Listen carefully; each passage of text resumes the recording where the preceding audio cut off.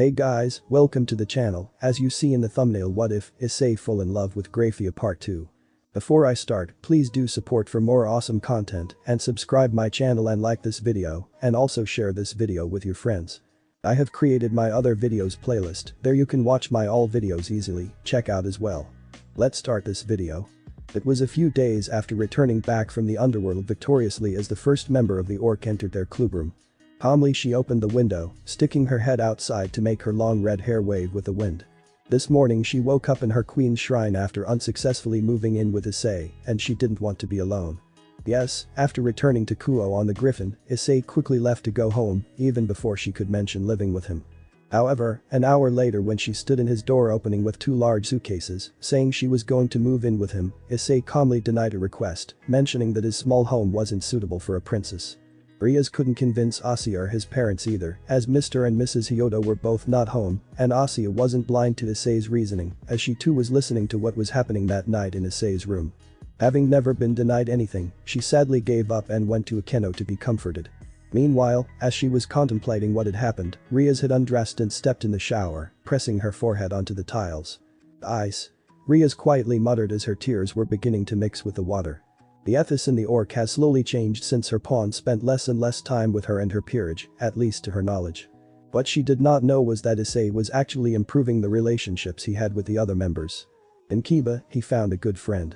Though Kiba was a bit taken aback by his sudden approach, he was more than happy to jog with him in the morning and pretty soon saw Issei as a valuable friend as well. It took Issei a full 3 days to convince Kaneko to say more than just threatening words to him before she finally agreed to have lunch with him. At first, she didn't believe in his sudden change from pervert to a loner, but during their lunch together, she saw the same pain in his eyes as the betrayal of her sister left with her, thus deciding to give him a fair chance at being friends. Asia's relationship with Issei hadn't changed much. They were still very close and they still slept together. Though he is saving his heart for someone else, a small part of him does love Asia and he won't give that up. Issei's relationship with Akeno did change a lot.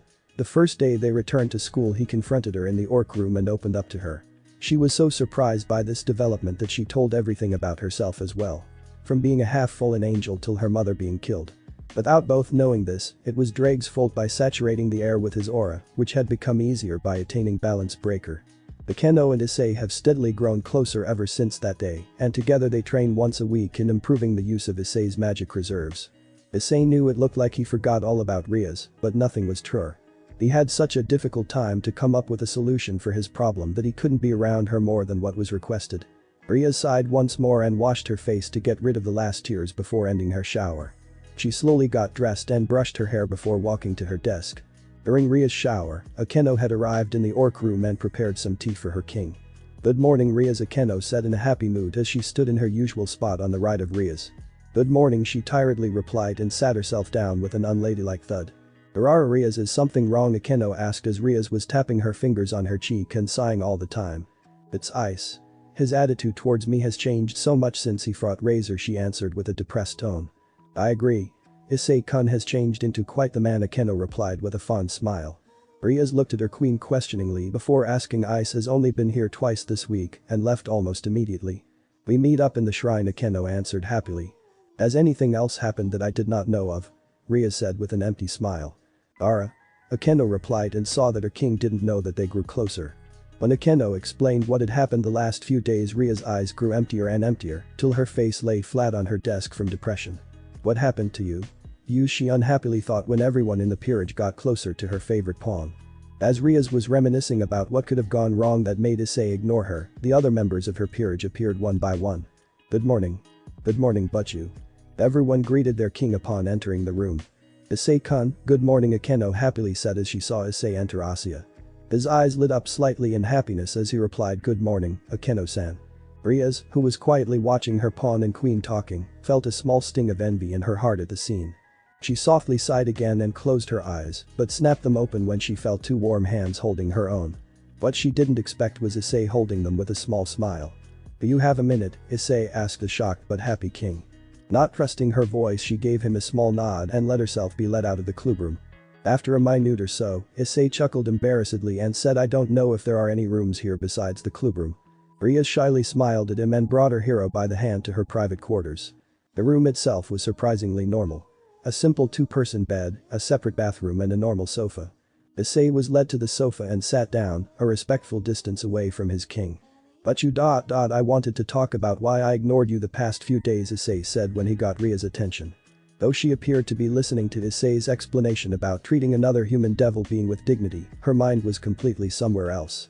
I understood how difficult the situation was for you as well. I used all this time to come to a decision, and I decided that I will forget everything that happened that night, as long as it doesn't happen again. Issei finished and stood up from the sofa. After all, fighting with Mayu-sama's sister would be a bad idea. Thank you, Rias replied with lidded eyes and approached Issei. She quickly attached herself to his body and rested her head on his chest. Does that mean that I can live with you now? Rias continued as her hands roamed the back of his body. I will think about it. Issei replied as he tried to find a way out of her grip. Though she was still innocent, he could almost smell her estrogen levels rise. Ice. Rias breathed out heavily. Don't I get a hug? This girl. Only a small one because we won, Issei replied and wrapped his arms around her small form. But even after a full minute hug, Rias wasn't about to let go. But you, the others are waiting, Issei said impatiently, but was silenced by Ria's finger on his lips. Nice. Maybe we should try something more, Rias huskily whispered in his ear and rubbed her chest on his. Fortunately for both Issei and Rias, there was a knock on the door that spooked Ria's estrogen-induced moment. Issei-san, we're ready, Asya said from the other side of the door. Alright, Asya. He replied and forcefully entangled Ria's arms. Let's go, we can't let the others wait, Issei said and pulled Ria's with him, preventing her from making any other unwanted moves. Congratulations on winning the rating game, Kiba, Akeno, Asya and Kaneko cheered when Issei pushed Rias into the clubroom. What is this? She emotionally asked when she saw the clubroom was decorated with red balloons and garlands. Issei suggested we should celebrate our victory, Asya replied when she cut a chocolate cake into 5 equal pieces. But you-san is a little emotional, Akeno giggled when she took her seat and ate cake. Issei had already silently made his way to one of the sofas and sat next to Kaneko, who was already enjoying several dishes. It was already a very exciting party when Kiba called for attention. Everybody, I'd like to propose a toast for Issei-kun, he said, and everyone raised their glasses. Issei-san, Issei-kun, Issei-senpai. Thank you everyone, but I couldn't have done it without any of you, Issei replied modestly with a small blush. The org continued their party till the middle of the afternoon when the group decided to play a fated game of questions. Everyone. Issei suddenly said, which quieted down all the other conversations. What are your dreams for the future? This stopped everyone in their tracks. It's not that often you are asked about your dreams. Issei suddenly felt a small hand grab his shirt and saw that it was Kaneko looking up at him with big eyes. I want to try the best chocolate in the world, she said with complete devotion in her voice. I also want to. Want to? Issei asked, but Kaneko quickly looked away and stuffed her face with Issei's chocolate cake. Issei-san.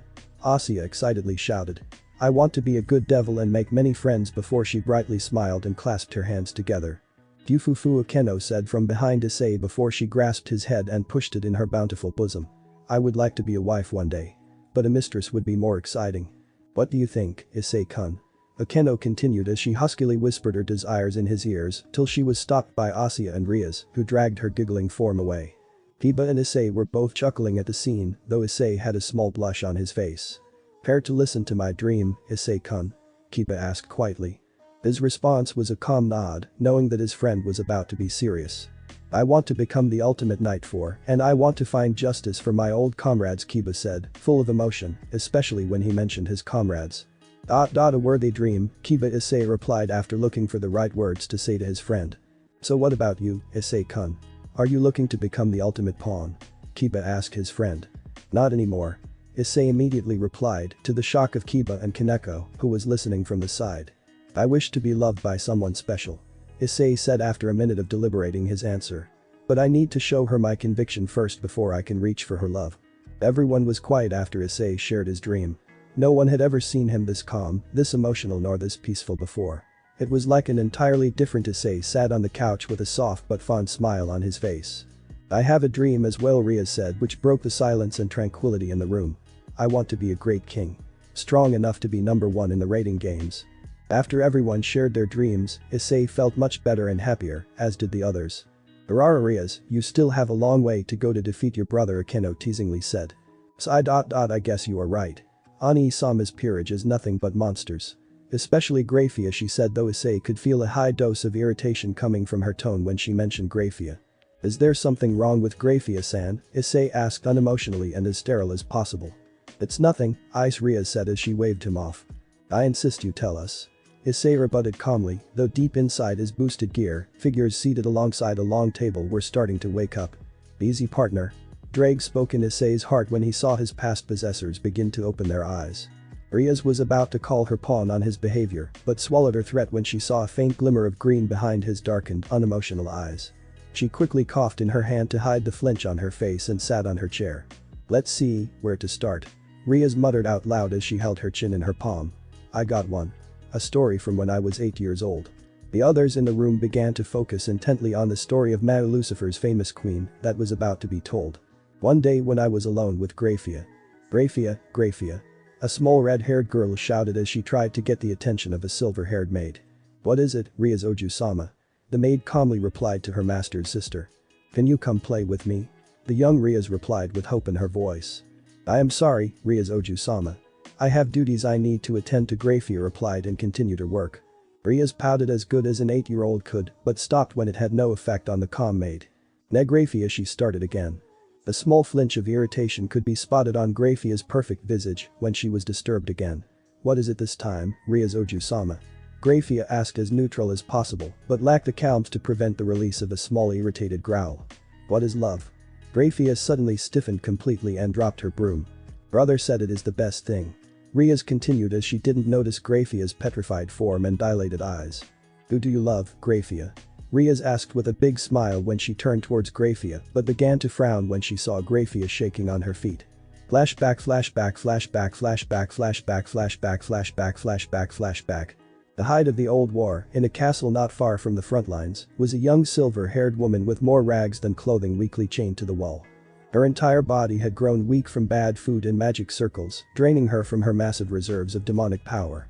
She barely had any energy left and spent most of her days sleeping and crying. It was less than 2 weeks ago since her would-be lover betrayed her and took out a valuable piece of the old Mao faction. Grayfia's eyes had slowly lost the light and her hair lost its shine. Even her slim appearance had gotten disgustingly thin. Her hollow cheeks reflected how she felt and looked. Empty and ugly. After fighting for her life after Surzich's betrayal and was thrown in the prison cell, she didn't receive any new clothes, nor was given the opportunity to shower. Ironically, she questioned herself. When will this hell finally end? However, what she did not know was that hell was about to become even worse. Soft voices from the distance came closer to her cell and turned into loud shouts from at least 2 persons. We need to know it now, we can end the war tonight if we find their location. I got this, Ajuka. Leave it to me. Grayfia's eyes flashed open when she heard his voice. Plunk. A loud noise came from her door, indicating the large lock had been opened. With a loud pop, her creaking cell door opened and 2 men walked inside. However, Grayfia only had eyes for one of the 2 men. Surzich's.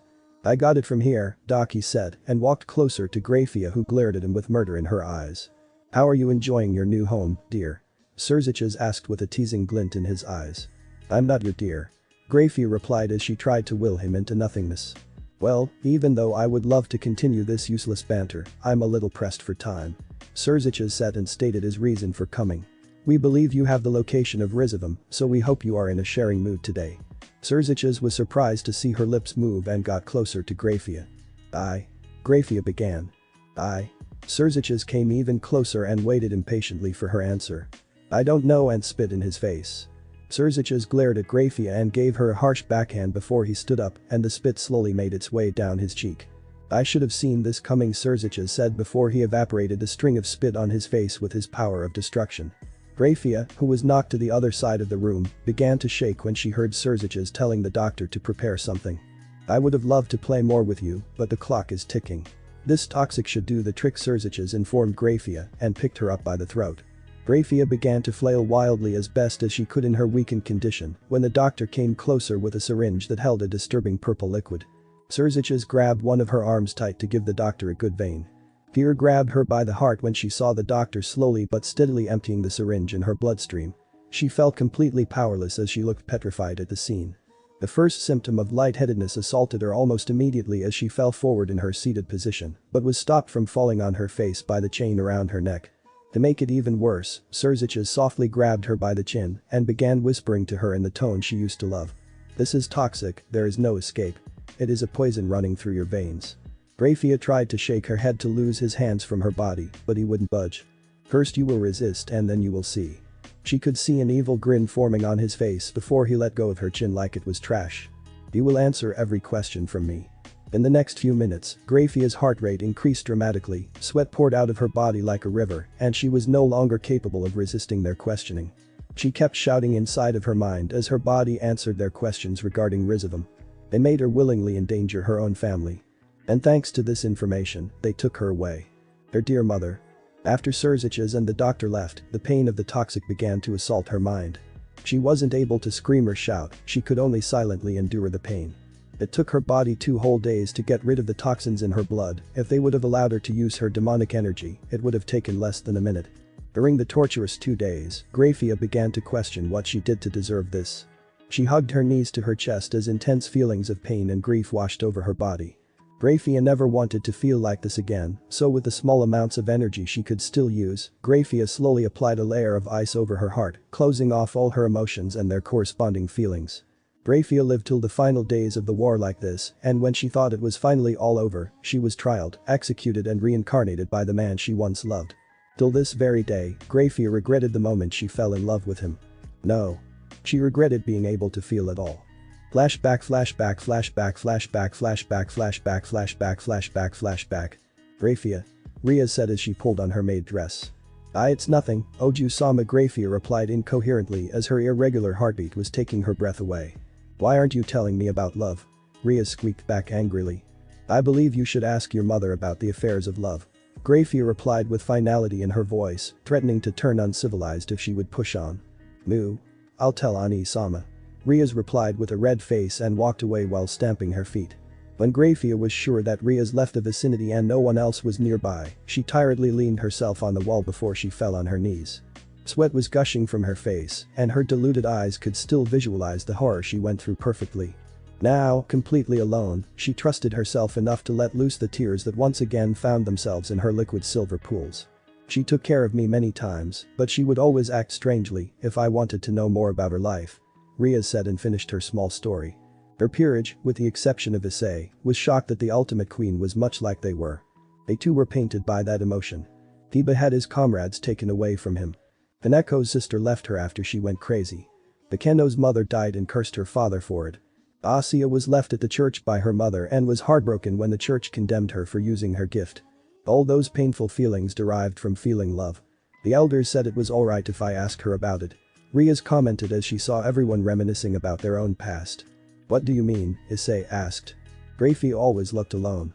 She never mentioned love, family or friends, she replied offhandedly. Suddenly she burst into giggles. Just looking back at it, it sounds so stupid, she giggled. Riaz was too focused on her own inner fun that she didn't notice Issei's boosted gear appear on his arm and an ominous aura spreading around him. Kaneko freaked out from the nature of the aura and the others took a step away from him when his hair shadowed his eyes. His previous smile he had during the party turned into a thin line. Fufufushi and her problems. Riaz calmly laughed in her fist. What would a maid have problems with? The crimson aura became visible around Issei's silent form. Just a weird cold. Always alone and apathetic, never joining Ani-sama, never smile or laugh. Riaz complained and her remarks got worse and worse. Issei softly began to whisper under his breath when she finally broke his mental restraints with her last disgusting complaint. "No wonder no one would love you with those dead eyes." She whispered hatefully under her breath, but it was received by Issei as loud as a cannon. Small, dangerous sparks of black mixed from his body with the red aura around him, howling like a wolf at Ria's surprised face. "Ice?" Riaz tensely asked as she saw the air distort around her palm. "You dare. You dare. You dare. You dare." Issei said in a hypnotized flat voice as his eyes shone a deep green, lighting up the room in an emerald glow. "Stand up. Stand up for her betrayal. You dare."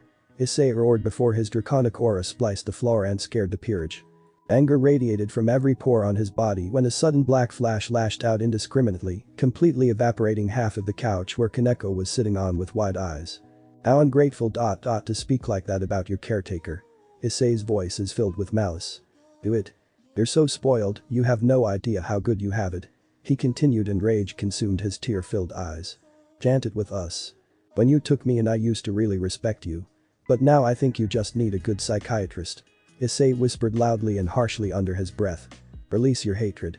Issei slowly and silently walked towards the still and shaking form of his king, unleashing pressure of a near unattainable magnitude on her. I told you about this not even 5 hours ago. Have you been paying attention to my words or were you too busy with your own feelings again? Issei shouted as he stood over her. Do it for love. Grayfia may want love as ardently as anyone would, but because of people like you, she masks her soft heart behind a wall of ice. Issei whispered and grabbed her by her shoulder and pushed her in the wall. Awaken the dragon of domination. Issei grew angrier with every sentence he uttered to the terrified Rias. With every remark, Issei unconsciously added more pressure from his aura on Rias.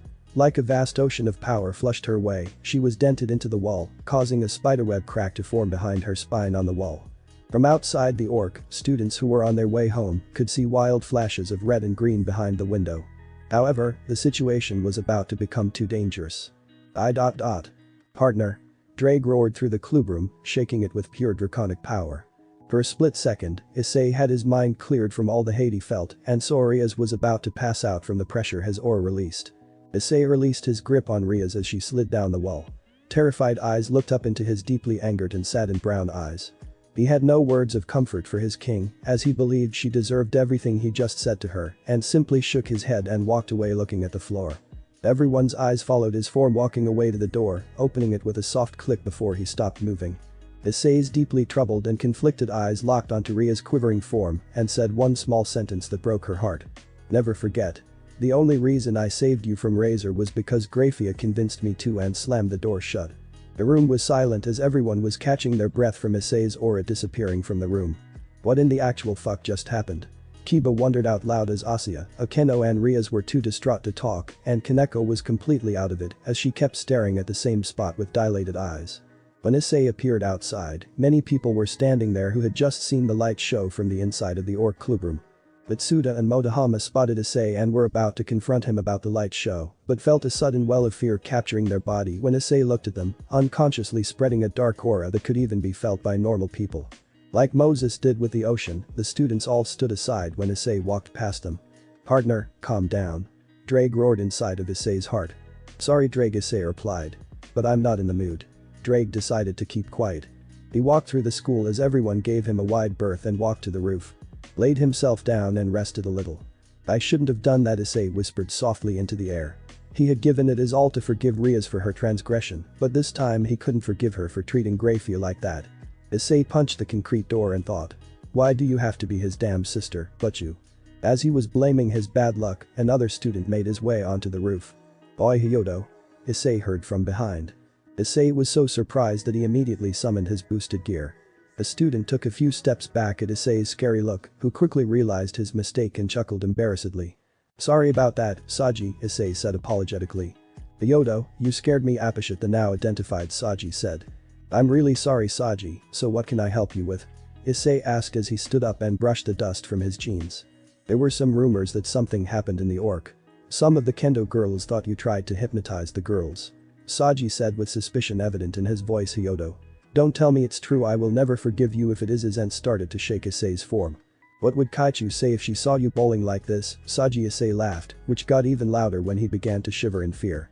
So Saji, how are things between you and Kaichu? Issei asked his friend when he finally stopped shivering. Saji fell on his knees like a pudding and drew circles on the ground. I never get to have alone time with her, only when she teaches me something. This was interesting information to Issei, as one of his goals was to get smarter. Is Kaichu smart? He asked. Sniff, yes, she gets the highest grades out of every student, Saji replied and brushed away his tears. Issei did like what he heard and unconsciously smiled. Alright Saji, bring me to her, Issei said and began to drag his friend with him. Why Hyodo? Saji replied. I won't hand you Kaichu. She's mine. Yes, let's just go. Issei continued as Saji remained shouting the entire time. The dragon duo entered the student council room a few minutes later after being called in by Sona. She was sitting in her usual seat behind her desk, enjoying a cup of tea as she was reading and writing in several documents.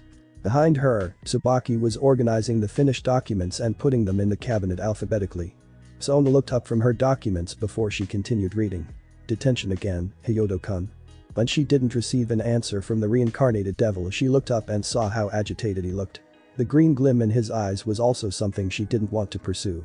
She took a small mouthful of tea and remained quiet. "Myoto-san, what can we as the student council do for you?" Tsubaki calmly interjected, having also noticed his aggravation. "Calm down, partner, don't forget that it is you that need something from the Citri devil," Drake calmly said in Issei's heart. For now he would be Issei's voice of reason. "My request is for Kaichu only," Issei replied and received a cup of tea from Saji, who was in the back for a moment. Silently, Sona looked in Issei's eyes before she shifted to Tsubaki's. After a silent conversation, she closed her eyes and took a small sip of her tea. "I see." Sona finally replied and gently put her tea down. "What is your request, Hyoto-kun?" She finally asked and clasped her fingers under her chin. "I need to get smarter. You have probably seen my battle with Razor-san, and I had no strategy at all. So my request to you is, can you help me?" Issei asked before he bowed deeply. Rias herself is proficient in strategic thinking as well, why wouldn't you ask her? Sona suggested and penetrated his eyes with her own to spot even the smallest lie. A small flinch could be seen on his face when Sona mentioned his king's name. "But you is too proud to accept our help with forming a strategy, so she wouldn't teach us." He does have a point, Rias is definitely too proud. But I don't believe it is the entire truth, Sona thought as she looked at his face. "I want something in return," she suddenly said. "Yes, Kaichu?" Issei replied. "First, you have my commendations for your behavior. We haven't received a single complaint since you've defeated the third son of the House of Phoenix. I want to see that for a while longer." Yuhu Issei nodded. "If you're able to stop your peeking for 2 more weeks, I will lend you my aid." "I accept," Kaichu Issei said with a bright smile, before waving goodbye to Saji and bowing to the Citri king and queen, leaving the student council room after quickly emptying his cup of tea. When Issei left the room, Sona sighed deeply and rubbed her eyes. "That was quite something," she said as she remembered his aggravated emerald eyes. "Something's wrong. He used to be so dedicated to Ria." Sona continued on, and both her queen as pawn agreed. "Saji, stay here. Tsubaki, let's get to the bottom of this," as she commanded and left for the orc. "You did alright there," partner Drake mentioned through their connection in Issei's heart. "I think you're right about that," Drake Issei replied from his lying position. After he left the student council room, Issei walked towards the park where he met Asya for the first time. It was still pretty sunny outside at 4 p.m, and he decided to enjoy the soft grass. "Have you already decided on your training for the coming weeks?" "I go with this," Issei began.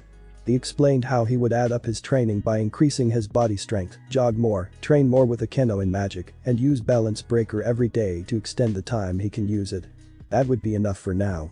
I will teach you the early stage of dragon fire myself, but we need a living dragon to practice it with you," Drake said as he wanted to teach his possessor one of his own abilities as well. "That's good enough for me, Drake. Just let me take a quick nap for now," Issei answered as he was dead tired from the emotional rollercoaster he had ridden all day. However, when Issei closed his eyes, he found himself in a familiar room with Drake in all his glory. Drake simply stared down at Issei, wondering how he should bring his message. "We need to talk about something," Drake began uncertainly. "What is it, Drake?" Issei replied as he lay down unconscious as well. "During your fight with the bird brat, something unexpected happened," Drake said as he began his explanation. Inside of the underworld's capital, Lilith was a laboratory with dozens of holographic screens showing data of an equal number of research subjects.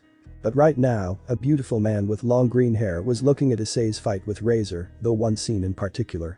Behind him, a sudden red flash with the Gremory clan symbol lit up the room and his fellow Mau stepped out. "Ajuka," he greeted him as the man turned around Surzich's. "I take it you watched the footage," he rhetorically asked his friend. "Yes." Ajuka sighed. "And?" Surzich's seriously replied. "You were right. After I checked the scene I had a feeling you were right, but once I ran my formulas, I could confirm it," Ajuka answered. Surzich's flared his aura for a second, disintegrating half of the screens before he let down. "God damned, Ajuka," he shouted. "You said this would never happen. There was no way we could predict this, we need to take samples and..." Ajuka answered just as seriously till he began to daydream of what he could do to gather data. "No. No. As long as he doesn't find out, we will keep this between us," as Surzich's said. "I can't even imagine how much those old farts will complain when they find out. At least it brings some excitement to our lives," Ajuka replied and put the footage on the large holographic screen in front of them. Myoto Issei. How exciting, Surzich's thought as he looked at the footage of the reddish-black flash during the fight with Razor again. "I don't know what is wrong with Ice, he suddenly went berserk," Rhea said with tears dripping down her cheeks. Sona and Tsubaki found the distressed Gremory peerage in a completely demolished clubroom. They saw how Kaneko sat silent, unmoving in her seat staring at the wall. Asia was trying to heal a sobbing Rias, Akeno was beginning to repair the room, and Kiba was outside trying to keep other students away. Did he attack you? Did he go stray? Sona asked her fellow king. No, everything you see here was done by releasing his aura. Rias replied unhappily. Balance breaker? She was intrigued by the situation. No, it was far greater than that. Rias replied with a small shiver as she remembered his penetrating eyes blazing on her own.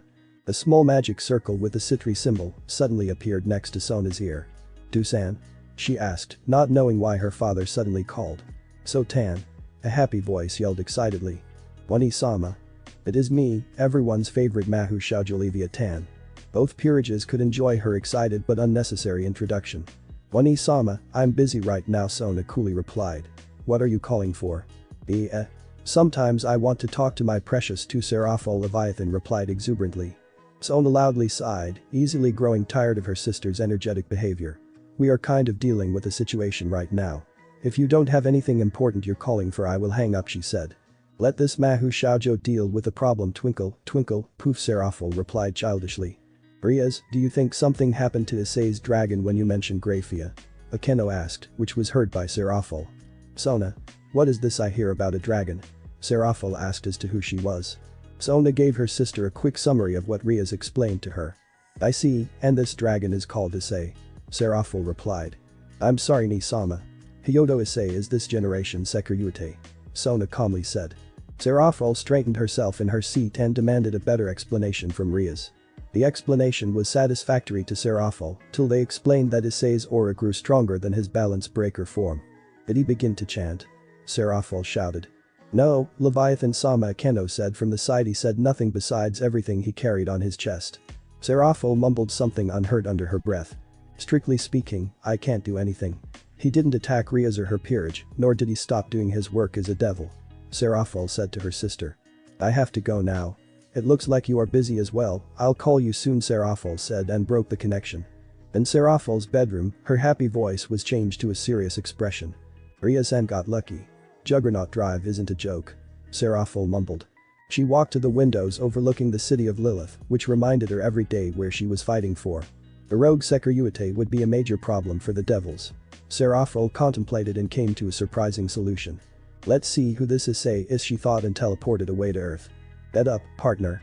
You'll be too late to buy your groceries and those weighted clothes you saw, Drake said. Just let me get back to sleep. Issei said. He wasn't happy with the news Drake had given him. Not at all. He got up to make his way to the supermarket but was suddenly hit in the back. What in the? Issei said as he turned around and was surprised to see a girl that looked like she came from an anime convention. Found you, Sekiryuite. The girl happily exclaimed as she held his hands. Long, black twin tails were covering Issei's vision, but when she lifted her face up, he had a perfect view of her deep magenta-colored eyes. Can I help you, Milky-san? Issei asked as he recognized her clothes. I am here for you, Sekiryuite. We need to have a little talk, she replied happily, though to Issei her entirety shifted to something more than human. Something greater than even he could see. When her powers shifted, Drake woke up from the intensity. Boy partner. Don't let yourself get fooled by her appearance, she has more power than your future mate, Drake warned him. Issei shivered slightly at the thought of such a monster and coughed in his hand as he looked at the girl still smiling at him. Issei rubbed the back of his head with a terrified smile.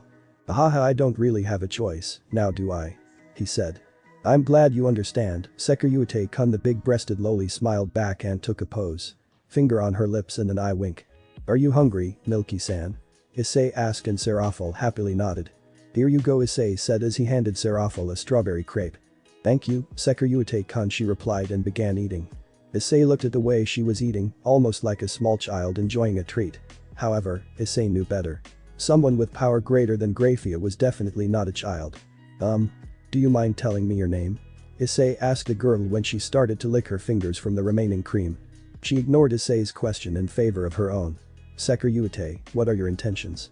The look in her magenta eyes had changed from a fake happy look to the look of a warrior who had shed the blood of millions. My intentions? Issei asked. I'm not sure what you mean.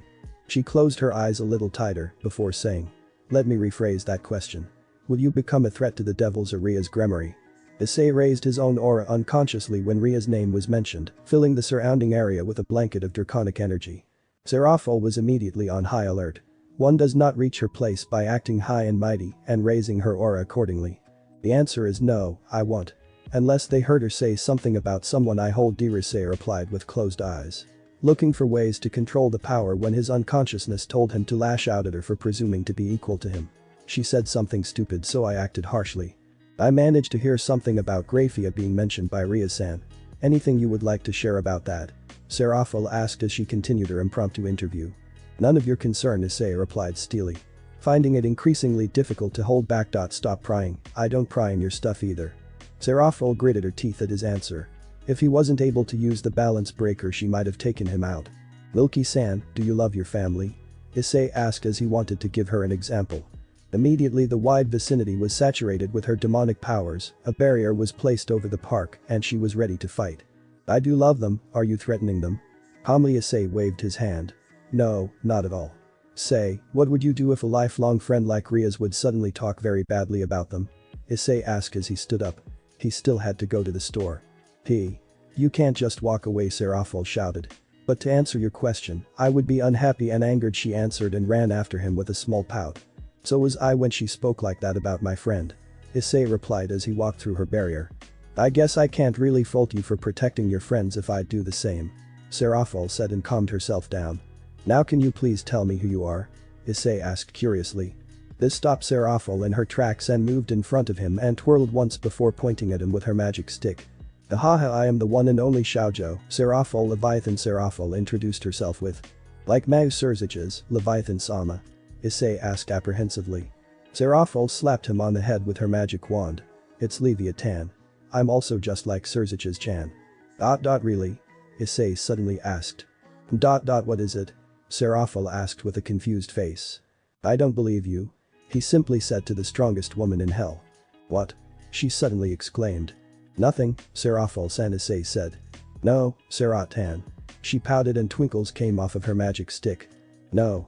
I'm not going to call you that, Issei said and stopped in his tracks. Seraphol was so surprised that she walked right into him and fell.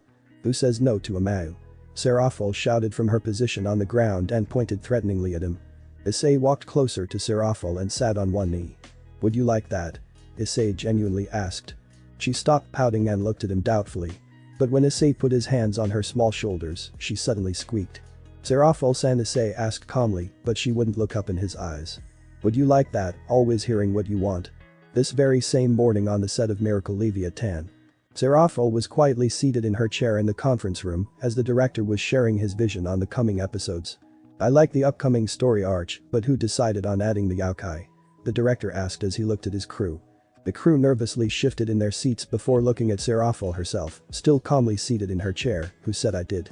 The director dropped his smile before he nervously chuckled. Amazing idea, Leviathan-sama. He said and clapped twice. I hope I haven't offended you in any way. Yes, being the strongest woman in hell is difficult. I would like everyone's input on the coming arc, and hopefully, we can discuss everything you don't like.